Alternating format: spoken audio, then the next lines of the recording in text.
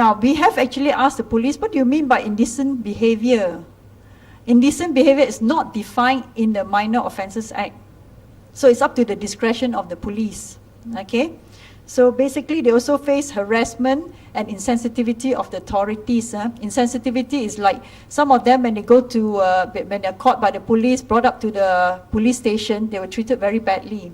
There are cases where they were actually verbally abused, okay, calling them, that, why don't they become back men, cut off their hair and so on. And then, of course, there's also sexual harassment. And the worst thing is I've heard of cases where the Matyas were asked to strip right in front of the men. Now, society generally cannot accept them and make fun of them. Now, society give them derogatory names and labels them, like I've just said just now, like Chinese call them names, and so does the Malays, and so does, the Indian community, and so on. They do not have proper support group to help them with their different problems, okay? Basically, transsexuals have very different problems from straight people. If you want to give them support group counseling and so on, it's a different form of counseling method that you need to give them, okay? It's so many things. It's not only the sexuality part, it's also the gender part and so on, okay? There are many social problems like financial problems, securing housing loans, purchasing insurance, and also adopting children and so on. They are unhappy that they have problems changing their male names in the identity cards and passport to that of a female one, especially for those who have gone for the sex change operation. Okay, when they have sex change operation, they cannot change their IC and so on. Can you imagine when they want to go and get health insurance or they want to get bank loans? You think that they'll get it without the proper change in the IC? Okay, they want to continue being Matyas even though they face many problems, as deep in their hearts they feel that they are women. Now, if anybody said that Matyas are not religious, I'll be the first one to dispute that. It's basically because they're so religious that they accept the fact that they cannot go for the sex change operation. A lot of them respected that, okay? They try not to. I know some parents are so scared, that the children will become one. I always tell them, don't be scared. If your child doesn't have it in them, they can never be one. Don't have this wrong conception that, your child can be, influenced to be one. There's no such thing. Okay? Iran and Egypt, both these countries are Muslim countries. They actually allow sex change, okay, for their own reasons. Okay? Whatever reasons they have, okay, I still wonder, we are a Muslim country and so are they. Why can they, Muslim countries, be able to allow sex change operation and we can't? Okay, now I have ever talked to an ustad, he said, but Iran is different because Iran is Shia. But I said, Egypt is Sunni. I said, it doesn't matter what it is. I said, but we are Muslim country and so are they. Then he said, oh, Islam is so different there. I said, isn't there only one Islam? How come so many different interpretations? Isn't it just one interpretation? He doesn't know how to answer me. Okay, the government should take the lead to dispel discrimination on the Matyas. It could begin by allowing those who have undergone sex change operation to have their gender listed as female in their ICs. It will actually take away a lot of their problems if they allow that. Okay, at the moment, what I was told is that some registration department is okay with it, but many are not. They won't allow the sex change. And I think you heard YB Chong-in just now said, the government just would not allow it. Okay. I also think that what the government can do is disregard decent cross-dressing as indecent behavior, okay, by the police and Jabatan Agama. So police and Jabatan Agama, please stop the raids. It's not only bad, to raid all these transsexuals and force them to, into hiding. It's also bad for HIV prevention work by the Ministry of Health, okay?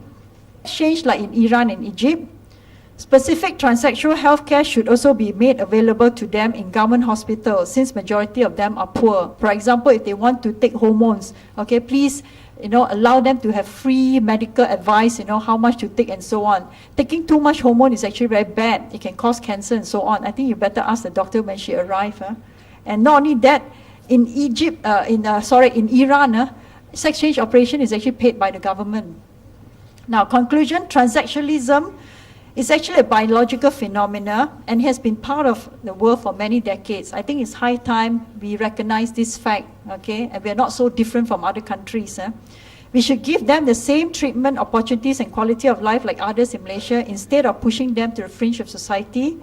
Help them instead of persecuting them if we are kind and caring people. If we start pushing them to the fringe of society, we are just as bad. We are not nice people if we do that. Okay? Anyway, I'm going to show you them to sort of like, how they should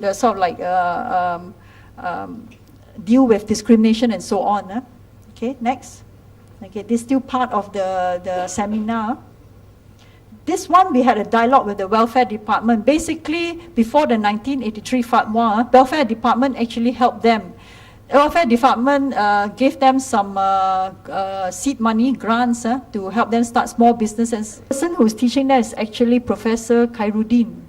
He was the first person in Malaysia to do, one of the first surgeons to do sex change operation in Malaysia. But because of the fatwa, he was sent a letter to say that you're a Muslim, you're not allowed to do sex change operation anymore. Phyllis Rice is a political activist, attorney, and civil engineer, American, Phyllis. Okay, next. Now, Mariam Mokhara, she was the first person who went to see the Ayatollah. She was, if you read the story, apparently she was beaten very badly. She went to see Ayatollah and said, look, I cannot be a man. I just don't feel like a man. And then because of, she went to appeal to Ayatollah Khomeini that time. Ayatollah Khomeini said, well, in Islam, they actually want people to have better life. They're not there to persecute people, okay? So eventually, sex change operation was allowed, and she was the first one, okay? Now, Robertina Manganaro, a fashion designer, but interestingly married to a count, okay? So she's actually a countess, okay? Also another transsexual, okay? Next, please.